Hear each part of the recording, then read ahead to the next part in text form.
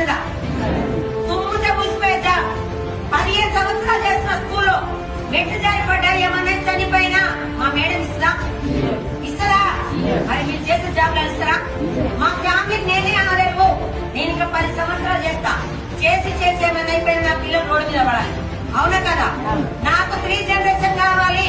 నీ లేకపోయినా నా ఫ్యామిలీ భద్రత ఉండాలి. 20,000 చాలు. ఏళ్ల తర్వాత బయట కొట్టున్నామా లేదా? అదే ఇక్కడ వాడుతుంటే ఆరోగ్యం వచ్చింది. అదే నలుగురు షేర్ చేసి 7,000 వచ్చింది. నాకు కూడా 20,000 వస్తే చాలు అని పాండ సార్ నాకు 20,000 కావాలి, 3 జనరేషన్ కావాలి, నేను ఏం చేయాలి అన్నా. మీటింగ్ లో రామేయడం అన్నాడు. ఒక 2-3 సార్లు వచ్చినా, ఎప్పుడు వచ్చినా కూడా చెప్పింది చెప్తున్నారు. ఏం చేయాలి ఎవరు అట్టగన్నా.